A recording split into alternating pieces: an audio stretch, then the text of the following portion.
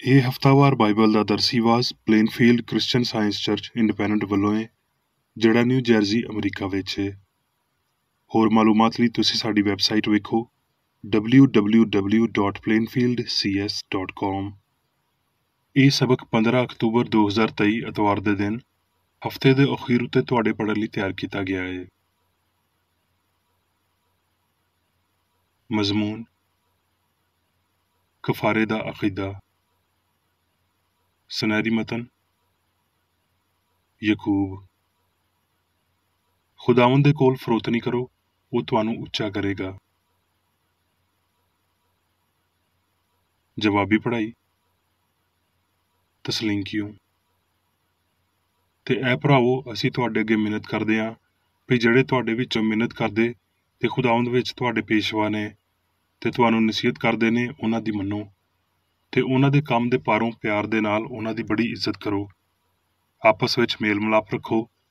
ਤੇ ਇਹ ਭਰਾਵੋ, ਅਸੀਂ ਤੁਹਾਨੂੰ ਨਸੀਹਤ ਕਰਦੇ ਹਾਂ ਵੀ ਬੇਕਾਇਦਾ ਚੱਲਣ ਵਾਲਿਆਂ ਨੂੰ ਸਮਝਾਓ, ਘੱਟ ਹਿੰਮਤ ਵਾਲਿਆਂ ਨੂੰ ਹੌਸਲਾ ਦਿਓ, ਮਾੜਿਆਂ ਨੂੰ ਸੰਭਾਲੋ, ਸਾਰਿਆਂ ਦੇ ਨਾਲ ਤਹਮਲ ਨਾਲ ਪੇਸ਼ ਆਓ। ਖਬਰਦਾਰ, ਕੋਈ ਕਿਸੇ ਨਾਲ ਬਦੀ ਦੇ ਬਦਲੇ ਵਿੱਚ ਬਦੀ ਨਾ ਕਰੇ, ਬਲਕਿ ਹਰ ਵੇਲੇ ਨੇਕੀ ਕਰਨ ਦੀ ਤਾਂਘ ਵਿੱਚ ਰਵੇ, ਆਪਸ ਵਿੱਚ ਵੀ ਤੇ ਸਾਰਿਆਂ ਦੇ ਨਾਲ। ਹਰ ਵੇਲੇ ਖੁਸ਼ ਰਵੋ, ਬਿਲਾ ਨਾਗਾ ਦੁਆ ਕਰੋ, ਹਰ ਗੱਲ ਵਿੱਚ ਸ਼ੁਕਰਗੁਜ਼ਾਰੀ ਕਰੋ, ਕਿਉਂ ਜੇ ਮਸੀਹ ਯਿਸੂ ਵਿੱਚ ਤੁਹਾਡੇ ਬਾਰੇ ਰੱਬ ਦੀ ਇਹੀ ਮਰਜ਼ੀ ਹੈ। ਦਰਸੀਵਾਜ਼ ਬਾਈਬਲ ਵਿੱਚੋਂ ਮੀਕਾ। ਮੈਂ ਕੀ ਲੈ ਕੇ ਖੁਦਾਵੰਦ ਦੇ ਹਜ਼ੂਰ ਆਵਾਂ ਤੇ ਰੱਬ ਤਾਲਾ ਨੂੰ ਕਿਉਂ ਸਜਦਾ ਕਰਾਂ? ਕੀ ਸੁਖਤਨੀ ਕੁਰਬਾਨੀਆਂ ਤੇ 1 ਸਾਲ ਦੇ ਬੱਚਿਆਂ ਨੂੰ ਲੈ ਕੇ ਉਹਦੇ ਹਜ਼ੂਰ ਆਵਾਂ? ਕੀ ਖੁਦਾਵੰਦ 1000 ਮੈਂਡਿਆਂ ਨਾਲ ਜਾਂ ਤੇਲ ਦੀਆਂ 10,000 ਨਹਿਰਾਂ ਨਾਲ ਖੁਸ਼ ਹੋਵੇਗਾ? ਕੀ ਮੈਂ ਆਪਣੇ ਪਲੋਟੇ ਨੂੰ ਆਪਣੇ ਪਾਪ ਦੇ ਬਦਲੇ ਵਿੱਚ ਤੇ ਆਪਣੀ ਔਲਾਦ ਨੂੰ ਆਪਣੀ ਜਾਨ ਦੀ ਖਤਾ ਦੇ ਬਦਲੇ ਵਿੱਚ ਦੇ ਦੇਵਾਂ? ਐ ਇਨਸਾਨ, ਉਹਨੇ ਤੇਰੇ ਉੱਤੇ ਨੇਕੀ ਜ਼ਾਹਰ ਕਰ ਦਿੱਤੀ ਏ। ਖੁਦਾਵੰਦ ਤੇਰੇ ਤੋਂ ਐਸ ਤੋਂ ਬਹੁਤਾ ਕੀ ਚਾਹੁੰਦਾ ਏ ਭਈ ਤੂੰ ਇਨਸਾਫ ਕਰੇ ਤੇ ਰਹਿਮਦਿਲੀ ਨੂੰ ਪਿਆਰਾ ਰੱਖੇ ਤੇ ਆਪਣੇ ਰੱਬ ਦੇ ਹਜ਼ੂਰ ਫਰੋਤਨੀ ਨਾਲ ਟੁਰੇ।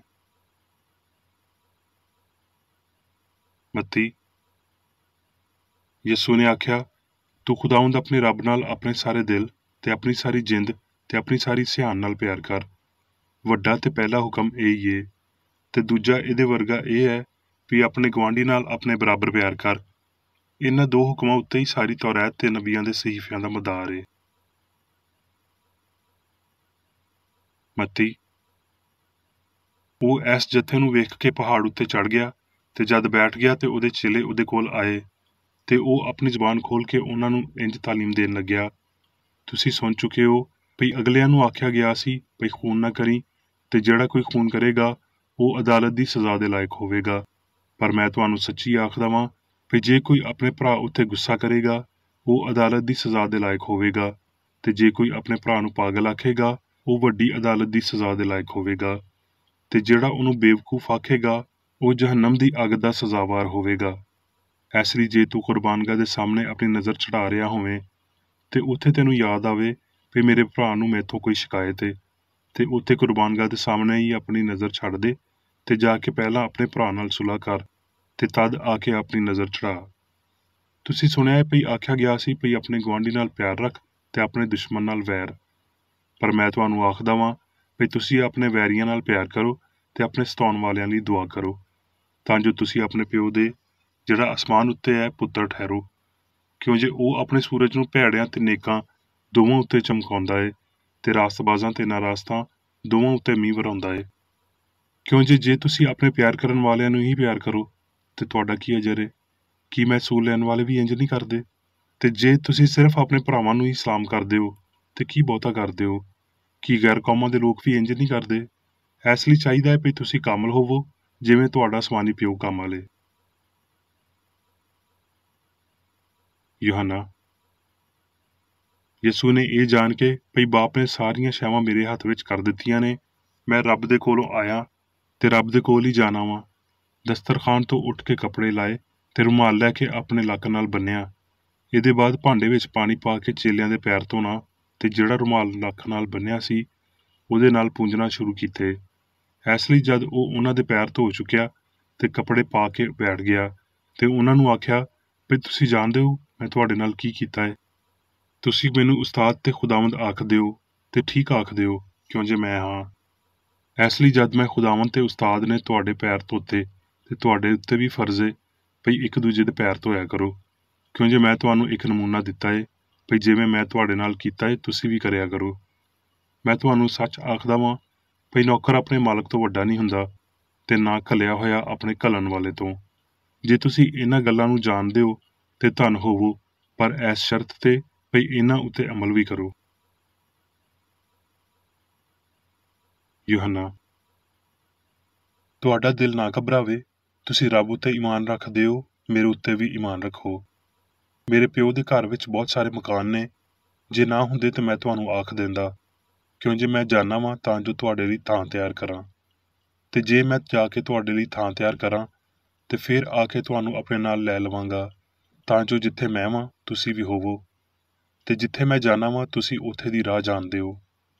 ਤੋਮਾ ਨੇ ਉਹਨੂੰ ਆਖਿਆ, ਐ ਖੁਦਾਵੰਦ, ਅਸੀਂ ਨਹੀਂ ਜਾਣਦੇ ਭਈ ਤੂੰ ਕਿੱਥੇ ਜਾਣਾ ਏ, ਫਿਰ ਰਾਹ ਕਿਵੇਂ ਜਾਣੀਏ। ਯਿਸੂ ਨੇ ਉਹਨੂੰ ਆਖਿਆ, ਭਈ ਰਾਹ ਤੇ ਸਚਾਈ ਤੇ ਹਯਾਤੀ ਮੈਂ ਵਾਂ, ਕੋਈ ਮੈਥੋਂ ਬਗੈਰ ਪਿਓ ਦੇ ਕੋਲ ਨਹੀਂ ਜਾਂਦਾ।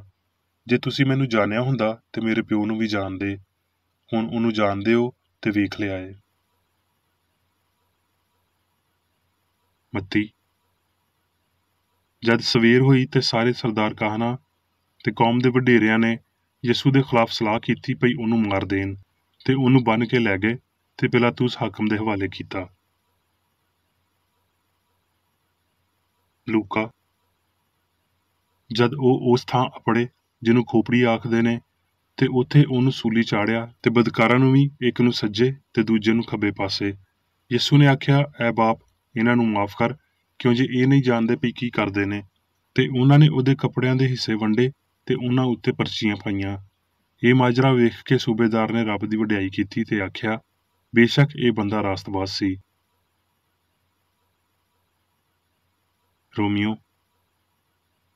ਇਸ ਲਈ ਜਦ ਅਸੀਂ ਈਮਾਨ ਨਾਲ ਰਾਸਤਬਾਜ਼ ਠਹਿਰੇ ਤੇ ਰੱਬ ਦੇ ਨਾਲ ਆਪਣੇ ਖੁਦਾਵੰਦ ਯਿਸੂ ਮਸੀਹ ਦੇ ਰਾਹੀਂ ਸੁਲ੍ਹਾ ਰੱਖੀਏ, ਪਰ ਰੱਬ ਆਪਣੇ ਪਿਆਰ ਦੀ ਖੂਬੀ ਸਾਡੇ ਉੱਤੇ ਇੰਝ ਜ਼ਾਹਿਰ ਕਰਦਾ ਏ ਭਈ ਜਦੋਂ ਅਸੀਂ ਪਾਪੀ ਹੀ ਸੀ ਤੇ ਮਸੀਹ ਸਾਡੇ ਲਈ ਮਰਿਆ।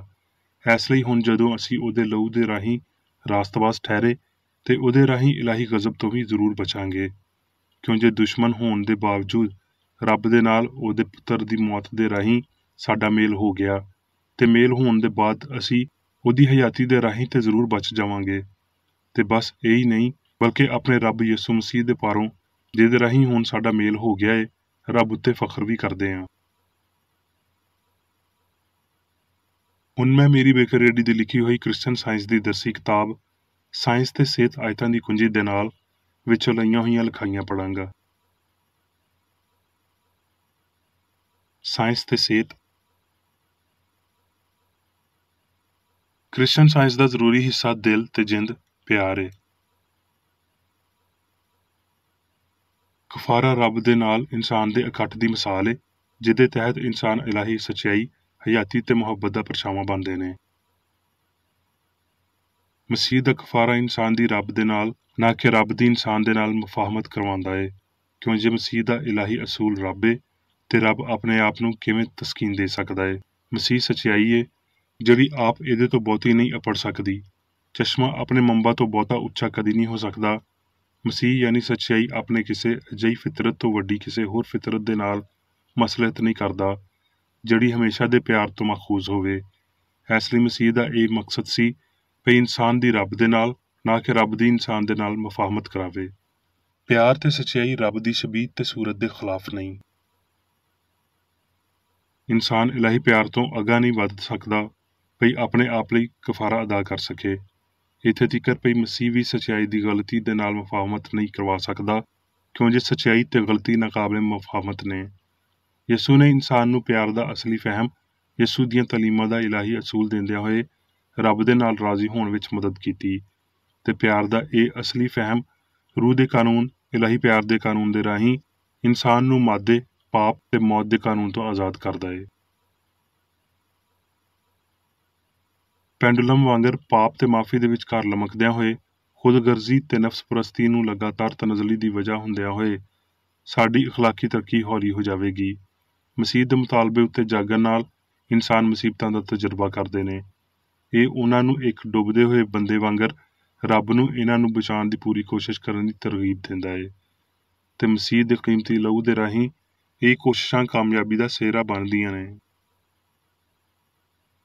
ਆਪਣੀ ਮੁਕਤੀ ਲਈ ਕੋਸ਼ਿਸ਼ ਕਰੋ। ਇਹ ਹਯਾਤੀ ਤੇ ਪਿਆਰ ਦੀ ਮੰਗ ਹੈ, ਕਿਉਂ ਜੇ ਇੱਥੇ ਤੀਕਰ ਪਹੁੰਚਣ ਲਈ ਰੱਬ ਤੁਹਾਡੇ ਨਾਲ ਕੰਮ ਕਰਦਾ ਹੈ। ਤੁਸੀਂ ਕਾਇਮ ਰਹੋ ਜਦੋਂ ਤੀਕਰ ਮੈਂ ਨਾ ਆਵਾਂ। ਆਪਣੇ ਅਜਰ ਦੀ ਉਡੀਕ ਕਰੋ ਤੇ ਨੇਕ ਕੰਮ ਕਰਨ ਵਿੱਚ ਹਿੰਮਤ ਨਾ ਹਾਰੋ। ਜੇ ਤੁਹਾਡੀਆਂ ਕੋਸ਼ਿਸ਼ਾਂ ਖੌਫ ਤੇ ਹਰਾਸ ਵਿੱਚ ਘਿਰੀਆਂ ਨੇ ਤੇ ਤੁਹਾਨੂੰ ਇਸ ਵੇਲੇ ਕੋਈ ਅਜਰ ਨਹੀਂ ਮਿਲ ਰਿਹਾ, ਪਰਤ ਕੇ ਗਲਤੀ ਵੱਲ ਨਾ ਜਾਵੋ ਤੇ ਨਾ ਹੀ ਇਸ ਦੌੜ ਵਿੱਚ ਸੁਸਤ ਹੋ ਜਾਵੋ। ਜਦੋਂ ਜੰਗ ਦਾ ਧੂੰਆਂ ਛੱਟ ਜਾਂਦਾ ਹੈ, ਤੁਸੀਂ ਉਸ ਚੰਗਿਆਈ ਨੂੰ ਜਾਣ ਜਾਓਗੇ ਜਿਹੜੀ ਤੁਸੀਂ ਕੀਤੀ ਏ ਤੇ ਤੁਹਾਡੇ ਹੱਕ ਦੇ ਮੁਤਾਬਿਕ ਤੁਹਾਨੂੰ ਮਿਲੇਗਾ। ਰੱਬ ਸਾਨੂੰ ਅਜ਼ਮਾਇਸ਼ ਵਿੱਚੋਂ ਕੱਢਣ ਲਈ ਜਲਦਬਾਜ਼ ਨਹੀਂ ਹੈ, ਕਿਉਂ ਜੇ ਪਿਆਰ ਦਾ ਮਤਲਬ ਹੈ ਕਿ ਤੁਹਾਨੂੰ ਅਜ਼ਮਾਇਆ ਤੇ ਪਾਕ ਕੀਤਾ ਜਾਵੇ। ਗਲਤੀ ਤੋਂ ਅਖੀਰੀ ਰਿਹਾਈ, ਜਿਹਦੇ ਹੇਠਾਂ ਰਹਿੰਦਿਆਂ ਹੋਏ ਅਸੀਂ ਲਾਫਾਨੀਅਤ, ਬੇਇੰਤਹਾ ਆਜ਼ਾਦੀ, ਬੇਗੁਨਾਹ ਸਿਆਣ ਵਿੱਚ ਖੁਸ਼ ਹੁੰਦਿਆਂ ਹੋਏ ਫੁੱਲਾਂ ਨਾਲ ਸਜੀ ਹੋਈ ਰਾਹ ਵਿੱਚੋਂ ਲੰਘ ਕੇ ਨਹੀਂ ਮਿਲਦੀ, ਨਾ ਕਿਸੇ ਦੇ ਈਮਾਨ ਦੇ ਬਗੈਰ ਕਿਸੇ ਹੋਰ ਦੀ ਮਤਬਾਦਲ ਕੋਸ਼ਿਸ਼ ਨਾਲ ਸਾਹਮਣੇ ਆਉਂਦੀ ਏ। ਜਿਹੜਾ ਵੀ ਇਹ ਮੰਨਦਾ ਏ ਵੀ ਕਹਿਰ ਰਾਸਤੇ ਜਾਂ ਅਲੂਹੀਅਤ ਇਨਸਾਨੀ ਤਕਲੀਫਾਂ ਨਾਲ ਆਸੂਦਾ ਹੁੰਦੀ ਏ, ਉਹ ਰੱਬ ਨੂੰ ਨਹੀਂ ਸਮਝਦਾ। ਕੀ ਇਲਾਹੀਅਤ ਦਾ ਮਾਹਿਰ ਯਿਸੂ ਦੇ ਸੂਲੀ ਚੜ੍ਹਨ ਦਾ ਲਿਹਾਜ਼ ਰੱਖਦਾ ਏ, ਖਾਸ ਕਰਕੇ ਉਹਨਾਂ ਪਾਪੀਆਂ ਨੂੰ ਛੇਤੀ ਨਾਲ ਮਾਫੀ ਦਿੰਦਿਆਂ ਹੋਏ ਜਿਹੜੇ ਮਾਫੀ ਮੰਗਦੇ ਹੋਣ ਤੇ ਮਾਫ ਕੀਤੇ ਜਾਣ ਲਈ ਰਾਜ਼ੀ ਹੋਣ?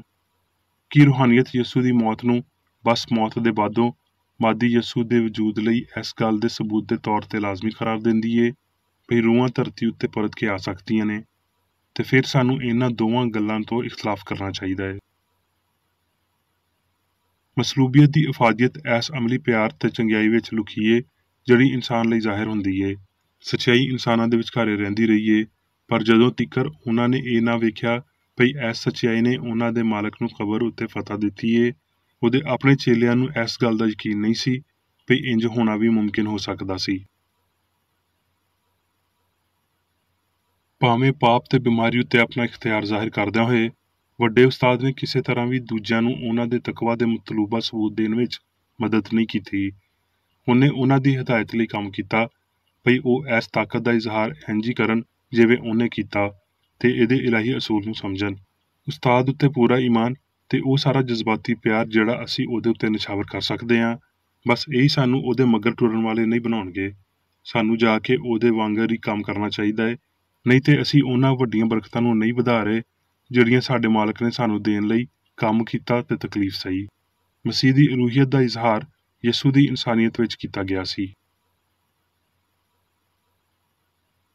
ਤੌਬਾ ਤੇ ਦੁੱਖਾਂ ਦਾ ਹਰ ਅਹਿਸਾਸ, ਇਸਲਾਹ ਦੀ ਹਰ ਕੋਸ਼ਿਸ਼, ਹਰ ਚੰਗੀ ਸੋਚ ਤੇ ਕੰਮ ਪਾਪ ਲਈ ਯਿਸੂ ਦੇ ਕਫਾਰੇ ਨੂੰ ਸਮਝਣ ਵਿੱਚ ਮਦਦ ਕਰਨਗੇ ਤੇ ਇਹਦੀ ਇਫਾਦੀਅਤ ਵਿੱਚ ਵੀ ਮਦਦ ਕਰਨਗੇ।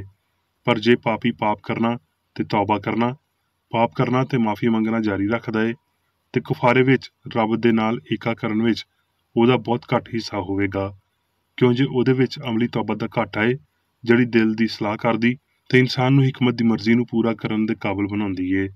ਉਹ ਜਿਹੜੇ ਘੱਟੋ ਘੱਟ ਕਿਸੇ ਹੱਦ ਤੀਕਰ ਸਾਡੇ ਮਾਲਕ ਦੀਆਂ ਤਲੀਮਾਂ ਤੇ ਅਮਲ ਦੇ ਇਲਾਹੀ ਅਸੂਲ ਦਾ ਇਜ਼ਹਾਰ ਨਹੀਂ ਕਰ ਸਕਦੇ, ਉਹਨਾਂ ਦੀ ਰੱਬ ਵਿੱਚ ਕੋਈ ਸ਼ਰਾਕਤ ਨਹੀਂ।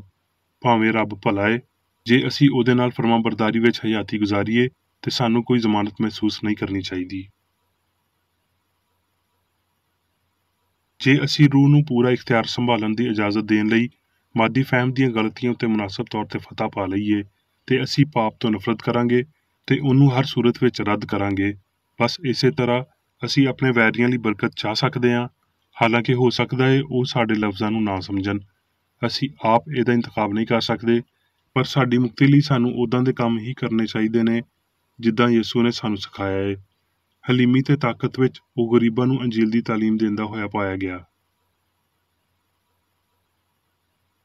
ਕਿਸੇ ਬੰਦੇ ਦਾ ਆਪਣੇ ਗੁਆਂਢੀ ਨੂੰ ਆਪਣੇ ਵਾਂਗਰ ਪਿਆਰ ਕਰਨਾ ਇੱਕ ਇਲਾਹੀ ਖਿਆਲ ਹੈ, ਪਰ ਇਹ ਖਿਆਲ ਕਦੀ ਵੀ ਬਦਨੀ ਹਿੱਸਾਂ ਦੇ ਰਾਹੀਂ ਨਾ ਵੇਖਿਆ, ਮਹਿਸੂਸ ਕੀਤਾ ਤੇ ਨਾ ਹੀ ਸਮਝਿਆ ਜਾ ਸਕਦਾ ਹੈ।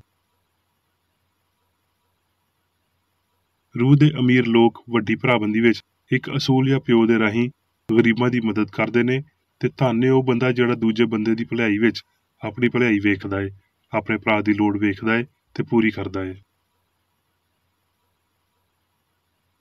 ਜੇ ਤੁਹਾਡੀ ਹਰ ਰੋਜ਼ ਦੀ ਹਯਾਤੀ ਤੇ ਗੱਲਬਾਤ ਵਿੱਚ ਸੱਚਾਈ ਗਲਤੀ ਉੱਤੇ ਫਤਹ ਪਾ ਰਹੀ ਏ ਤੇ ਤੁਸੀਂ ਅਖੀਰੀ ਆਖ ਸਕਦੇ ਹੋ ਵੀ ਮੈਂ ਚੰਗੀ ਕੁਸ਼ਤੀ ਲੜ ਲਈਏ, ਮੈਂ ਈਮਾਨ ਨੂੰ ਮਹਿਫੂਜ਼ ਰੱਖਿਆ, ਕਿਉਂ ਜੇ ਤੁਸੀਂ ਇੱਕ ਚੰਗੇ ਇਨਸਾਨ ਹੋ।